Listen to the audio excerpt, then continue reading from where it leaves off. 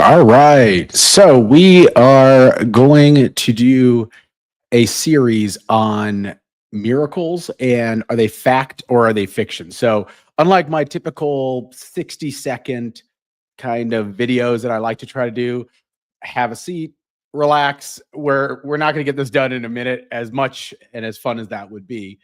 Uh, I will do my best to answer any of your questions on the chat. As you guys all know, I'm like a little over a month into this, so I'm not that good going back and forth between uh, the chat and whatnot. But I will absolutely do my best. My goal right now is to have about 8 or so different episodes on. We're going to have the resurrection. We'll be talking about things like, are miracles anti-science?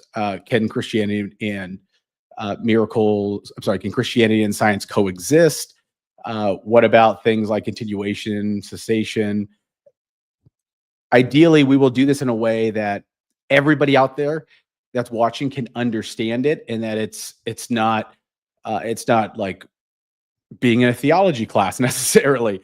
And all that said, I love this stuff. In fact, I think some of you guys know that I'm hoping to start my PhD in December, and the focus would be on miracles. So that said, I'm going to approach this entire series as though I'm looking at it from either the atheist perspective or from the perspective that is different than how I feel. If you guys want a big fancy word for that, so you can feel like you learned something tonight, that's called having a presupposition or a presuppositional view towards something. So I'm gonna take the opposite approach. I'm gonna take the approach that this doesn't make any sense, and let's see how it goes. Again, feel free to drop any messages in. I will do my best. If this is something that's interesting, then we'll continue to do more and more of these, and we can go deep and deep into each of the components.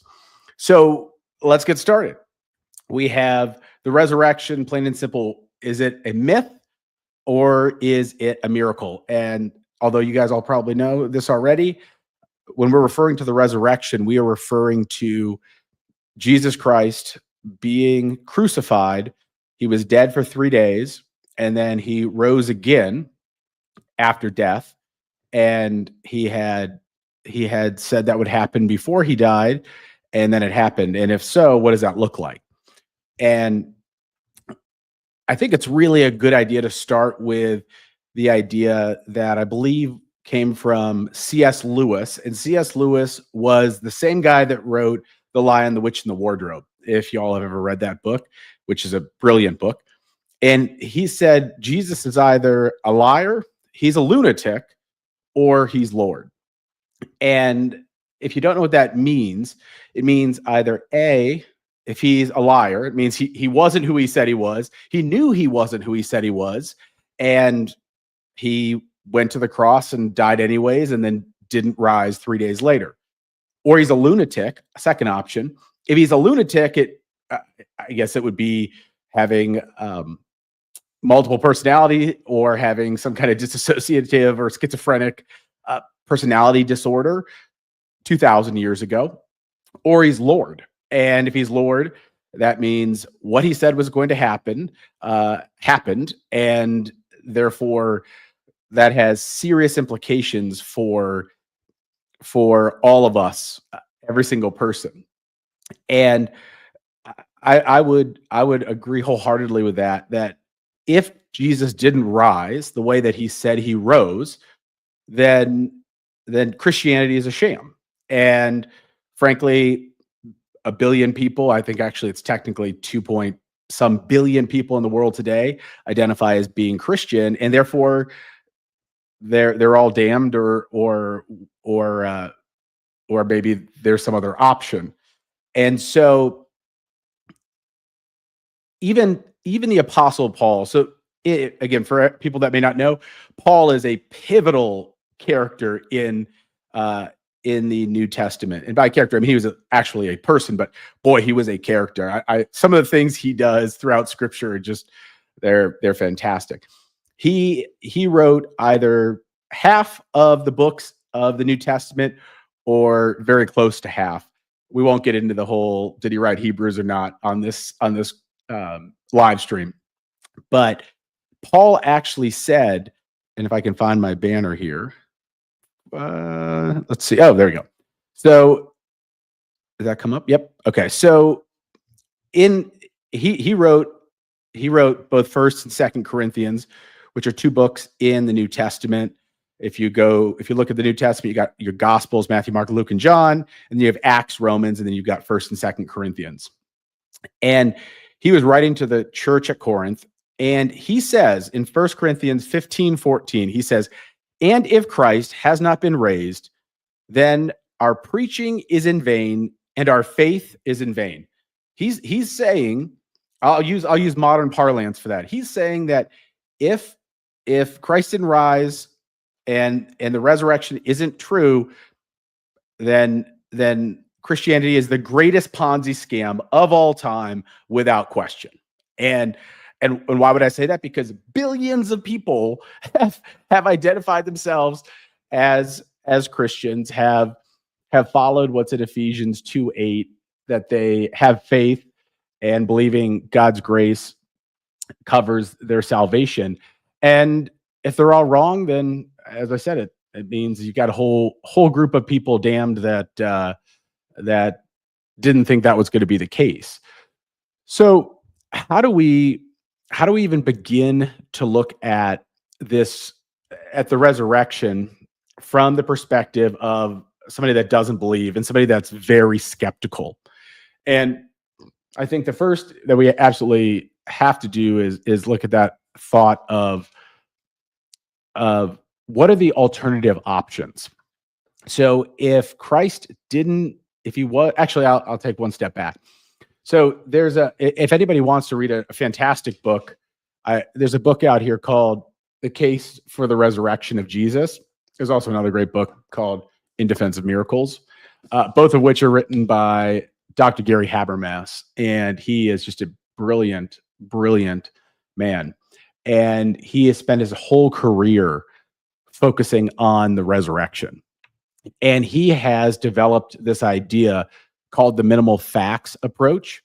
And basically he said, regardless of the scholar, whether they're conservative, whether they're liberal, whether they're atheist, whether they're agnostic, what are the facts that virtually every single scholar, skeptical or not, would agree on? And he ended up going through and a massive thousands of scholars and thousands of different documents that he could come up with 5 basic historical facts that virtually everybody, there's always a few holdouts, but virtually everybody would agree to. The first is that Jesus died by crucifixion. Number 2 is that his disciples believed that they saw him alive afterward. They have Paul, who I was talking about earlier, how he went from, well, previously he was Saul, but he went from a persecutor of Christians to being, Captain Zeal. That's not actually in the Bible. That's just my term. And we've got number 4 would be James, Jesus's half brother, was a skeptic and did not believe originally that Jesus was Lord. And then 5th, we have the tomb that was empty. And so I think it's, to be fair across the board, it's really important that we start with the idea that these aren't Christian facts. These are critical facts that, again, the vast majority of every scholar out there will agree to. And in fact, there are even atheist scholars out there that also agree to these facts as well. So if we at least take that approach, we have the ability to go somewhere and really dig into these ideas. I'll also throw out the 3 main competing ideas for an alternative theory from the resurrection, and we'll go into these. One is the hallucination theory. There's the stolen body theory, and there's something called the swoon theory. And we'll get to all 3 of those tonight. And again, there's so much information on this. We could do an entire live stream on just one of these things, but we will we'll go through and at least hit on the highlights of each of these uh, today. And and I think if we have time, we'll also talk about naturalism. Before the end of the day, naturalism is this idea, you may have heard of it before, which is, well, miracles can't happen because they're outside of the scope of natural law. And we'll address that. And then if we have time, we'll also do a couple of minutes around uh, the embarrassment principle. We'll talk about the eyewitnesses, and my one of my favorites is the enemy attestation, meaning that the people that were enemies of Jesus should have said something very different than they did if uh, if the tomb wasn't empty. So let's start with we'll start with those five facts again, and then we'll go through them. Jesus died by crucifixion. His disciples believe they saw him alive afterward. Paul went from persecutor to transformed. James, his half brother, was skeptical, became a believer, and the tomb was empty. So Jesus dying by crucifixion. Well, I guess to die by crucifixion, you need to start with the idea that he was alive. And very rarely you'll hear somebody say Jesus wasn't alive or wasn't real. And the problem with this idea is there are writers from antiquity that wrote about Jesus that had no reason to write about Jesus. And I'll give an example that I remember, although there's multiple. There is a guy named Josephus. Josephus was commissioned by Rome to write a history of the Jewish people, and Josephus writes about Jesus. So it would boggle the mind to say that somebody like Josephus, who, if Jesus didn't, right now we're not even talking about the resurrection, if he didn't exist, why would Josephus randomly write about some guy as part of this, I guess, massive conspiracy that they knew 2,000 years later? We would be asking about it, and unless we had somebody outside the Christian community mention, then we wouldn't believe. That is so astronomically unlikely. I'm not even sure it has credibility to even address. Similarly, you have other writers outside of the Christian faith from that time. You have Tacitus. You have there's another one. Oh, Lucian. That all write about Jesus in different capacities. Get 2,000 years ago, not Christians when they're writing this. That at least, I think, establishes the idea that Jesus was alive and at one point in time.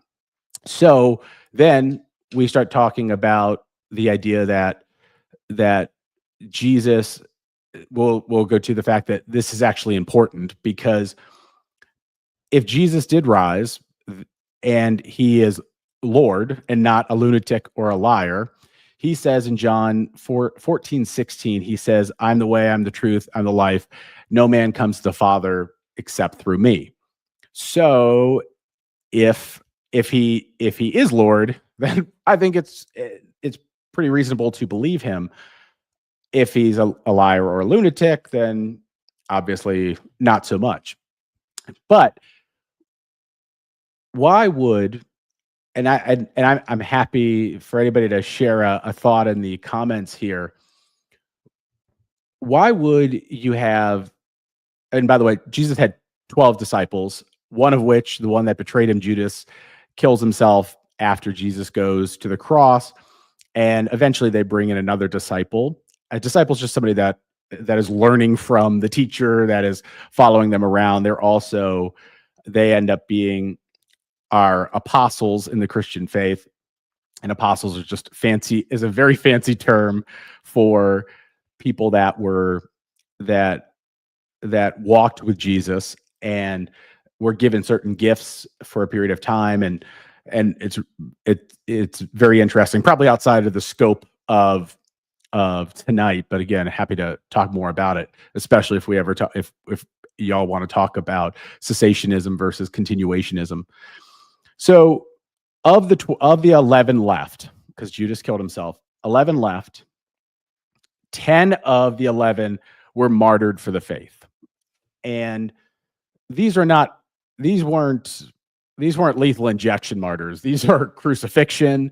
These are stoning. These are really bad ways to die. And I'm going to be sensitive here. I think somebody would likely say, I haven't seen anything come through the comments. I don't think so. I'll be sensitive. Somebody would say people die for cults and religions every day. That happens all the time. And I would agree that hopefully it's not every day, but that could happen. Why this is different, though, if somebody dies for their faith, their religion or their faith today, or even their cult, they are almost certainly doing so in the capacity of the former prophet or leader or messenger or whoever it was many hundreds of years ago, and they happen to be martyred for that today.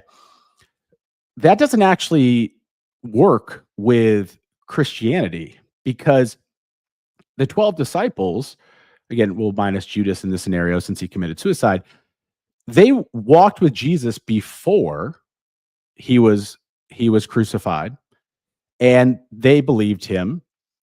And you could argue at times their faith wasn't so great. And thinking of one in particular, Peter, or even Thomas, if y'all have ever heard the term doubting Thomas, that's where it comes from.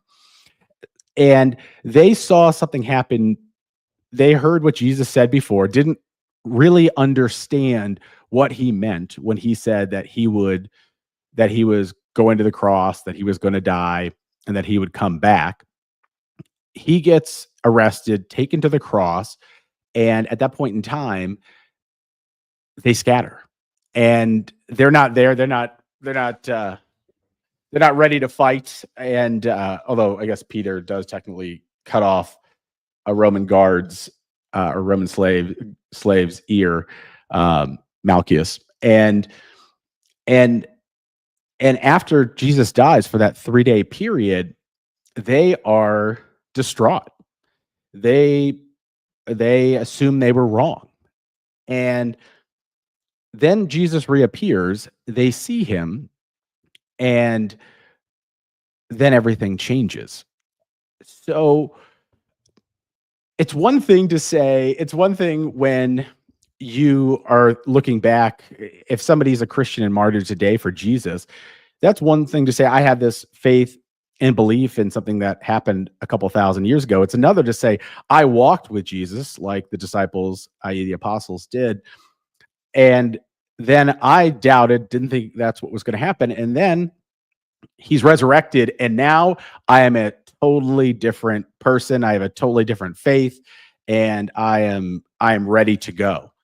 And so clearly the disciples were not willing to die for the faith before Jesus's resurrection. And that's evident by the fact that Jesus even says to Peter, you'll deny me 3 times. You're going to deny me 3 times before the rooster crows. And of course, puffed up, Peter goes, oh no, I won't. I'll never do that, Jesus. I'll go with you wherever you're going. And then Jesus is arrested. He's taken to the cross, and Peter denies him 3 times before Jesus ends up dying. So to have that same guy, Peter, who before the resurrection had the opportunity to stand up, to die for the faith, chooses not to, then the crucifixion happens, then the resurrection happens, and now Peter's like, bring it on. And in fact, he ends up being crucified. And there are different ideas about was he actually crucified upside down or not. In one of my classes for my master's in divinity, we discussed it, and I don't have an opinion. I certainly think he was crucified. I don't know if he was crucified upside down or not. It doesn't really matter, but anybody that's a Bible nerd out there, they may have heard that before. All that to say, it is a different idea. It's a different concept when you look at the disciples and how they completely were different, walked with Jesus after the resurrection, fundamentally changed and fundamentally transformed. And I think that is a really good segue into Paul and into James. Why that's important. Paul was not always Paul. Paul was a guy named Saul of Tarsus. And Saul was a Hebrew of Hebrews. He was a persecutor of the early Christians. He killed early Christians. He persecuted, and did everything that he could because he believed it was a heretical faith that was coming from from this guy named Jesus of Nazareth is what he would have referred to him as. And James, Jesus's half brother meaning that in scripture we find that Jesus was conceived through something called the Immaculate Conception, meaning that he was not the Holy Spirit or God ultimately was his dad and Mary was his mom. Whereas for James, his half brother, his mom would have still been Mary and his dad would have been Joseph. And so half brother did not believe him. And it is stated in scripture in the Bible that James didn't believe him. And post resurrection, James now 100% becomes a zealous believer. Saul, when he's still Saul, is on his way to Damascus. If you've ever heard the term road to Damascus, that's where it comes from. He's on the way to Damascus, and Jesus speaks to him, ultimately knocks him off his donkey, blinds him for a couple of days, and Saul becomes Paul, and he becomes probably the greatest evangelist in the history of Christianity. He also, as I said earlier, wrote either just under half the books of the New Testament or over half the books. I would still say under, but anyways, I'm not going to get into that. So when we look at the disciples, we look at the apostles who walked with Jesus, who either were complete and utterly against Jesus, persecuting and prosecuting him before his death and resurrection, or those that had the opportunity to go to the cross with him, to say they were believers, chose not to. Then something happens. We can again agree that Jesus was a person. He ends up dying, and if you believe Jesus was alive, then you'll also believe that he was crucified, since there are all sorts of extra biblical writings, as we mentioned earlier, Josephus, Tacitus, that write about Jesus and the fact that he was crucified, and there's no reason for them to randomly bring it up. And then something happens. We would call it the resurrection. Jesus comes back to life, and they fundamentally change. They fundamentally change their willingness to die, their willingness to speak the name of Jesus everywhere, to share the gospel. And that doesn't seem to make much sense without something incredible, truly by definition miraculous happening. And this is where often people that are skeptical, they're skeptical of the resurrection for a few reasons. They're either skeptical because of their belief of naturalistic or naturalism, meaning that these kinds of things can't happen. And so those typically will go into a few different buckets: the hallucination theory, the stolen body theory, and the swoon theory. The hallucination theory is interesting because it is completely and utterly unfounded in the psychological world. Hallucinations are certainly a thing. You all may have had hallucination from time to time. Hopefully, not a whole lot of them, but an individual having a hallucination is not an issue. The issue is the idea of group hallucinations.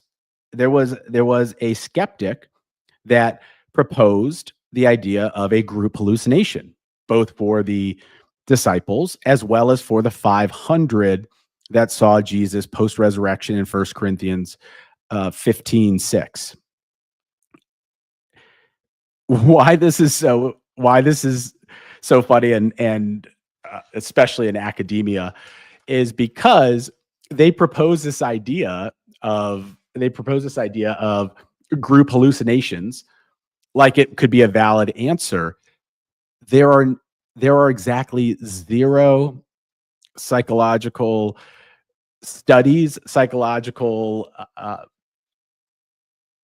case studies that acknowledge that group hallucinations can happen. So the person literally proposed an idea that can't even be validated in our current world, and then says, well, that's probably the reason why it happened. You could imagine that theory doesn't get a whole lot of credibility thrown its way, but I figured it is somehow it's one of the big three. The second idea is the stolen body theory. And this is interesting because the guards, for people that don't know the resurrection story, there were guards outside of Jesus's tomb. And these are Roman guards. And these Roman guards, they have one job. You could imagine what the job is.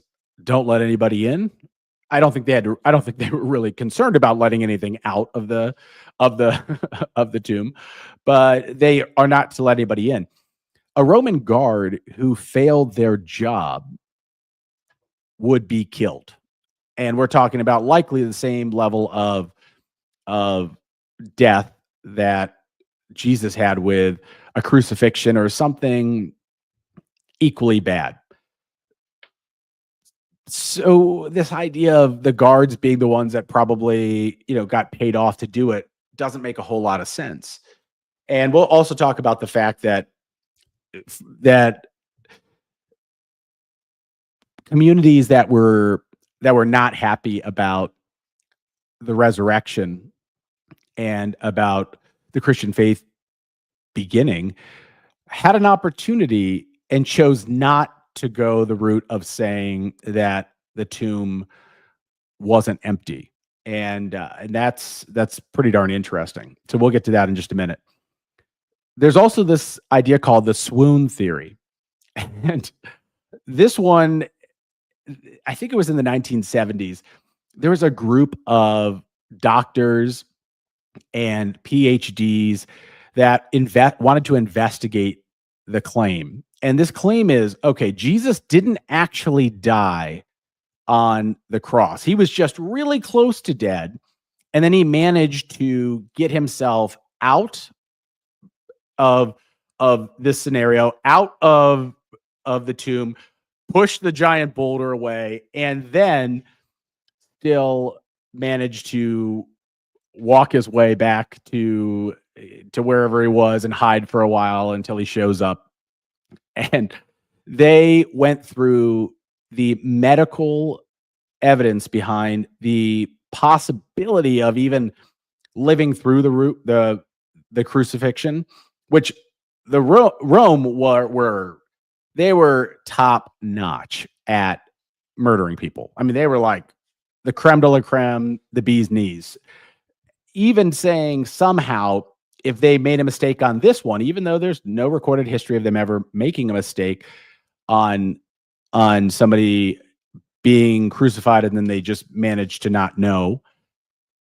They said it would have been physically impossible for somebody's body, the amount of trauma that you go through during the process of crucifixion, the suffocation that you go through, for somebody to live through it. But even if they did live through it, there would be no possibility of them pushing away the boulder, being able to get themselves back into town. It is unthinkable. And I can find that study if anybody's interested. It's written as a scholarly study, but it's really, really cool. It's really interesting. So what about the fact that I mentioned 500 witnesses earlier? And there's the natural idea that from a skeptic that says, well, that 500, that's written in the Christian scriptures. So of course they're going to say positive things about it. I think we got to look a little deeper though on that, because Paul is writing this not many years after the resurrection.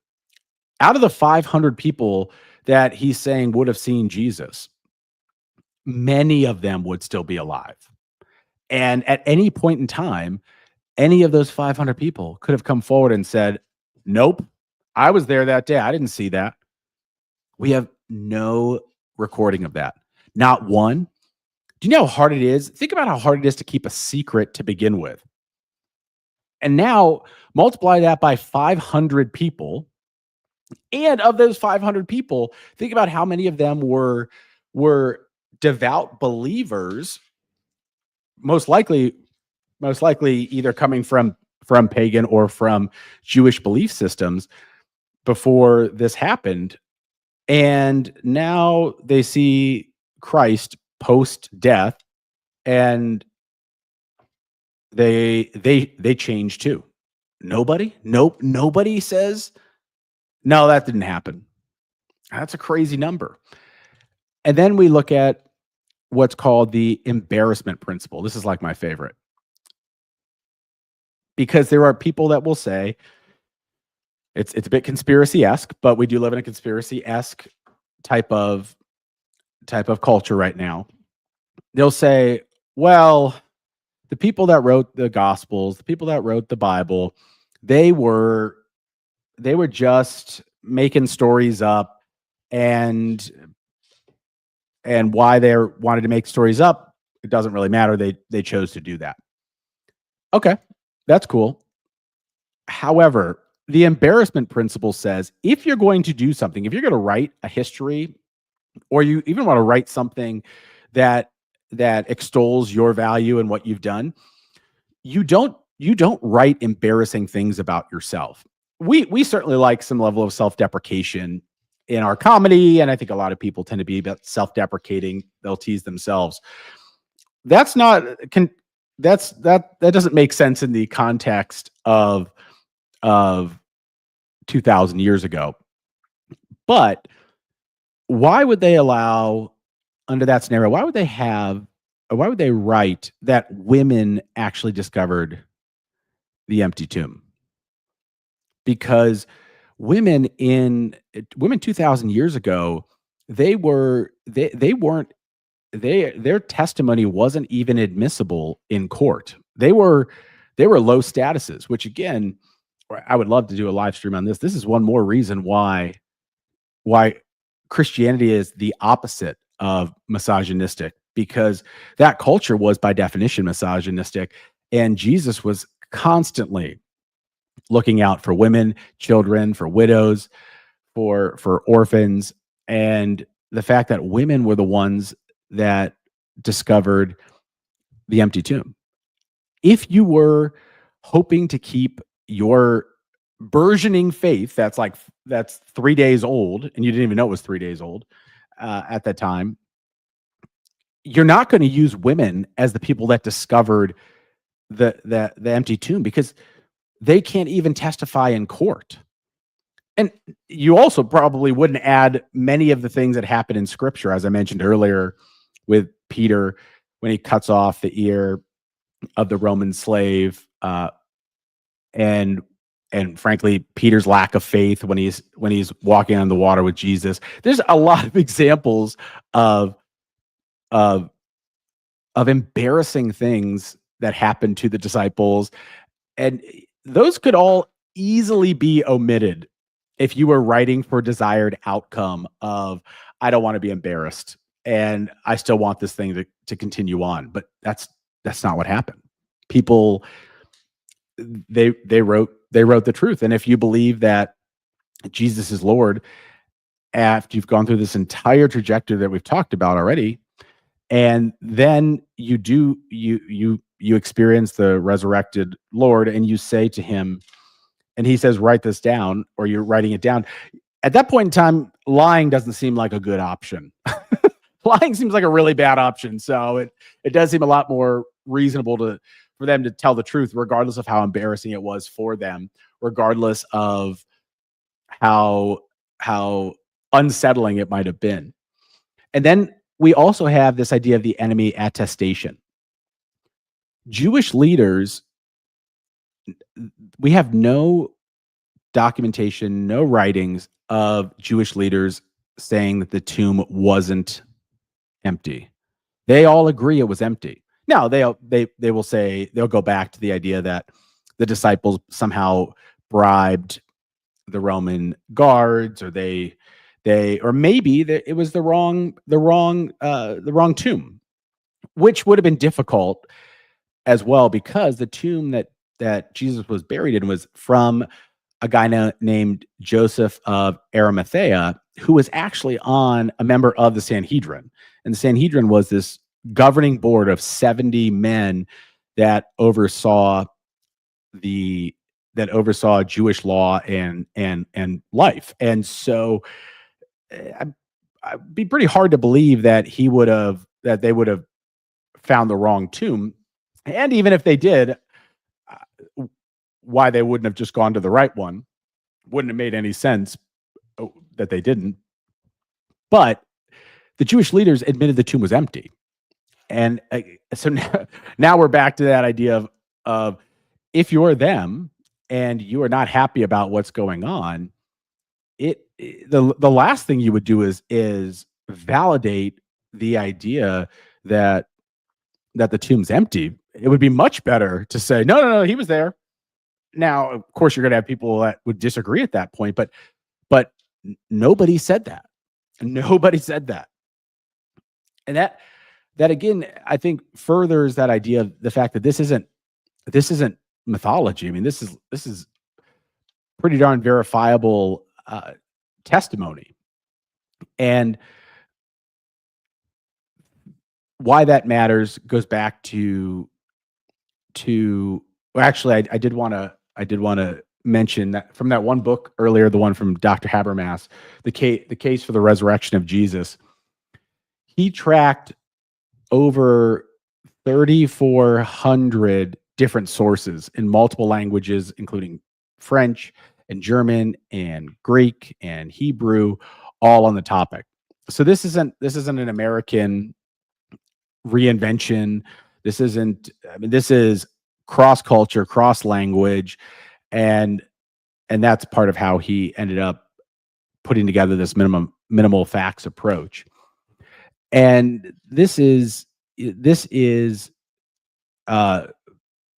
such a high level overview. I mean, we're 40 minutes in, and we barely scratched the surface on any of this, but we've still been able to talk through hallucination, stolen body, swoon theory, embarrassment principle, eyewitness problems, enemy attestation issues, and of course the disciples' behavior before and after the resurrection, the transformation of Paul, the transformation of James.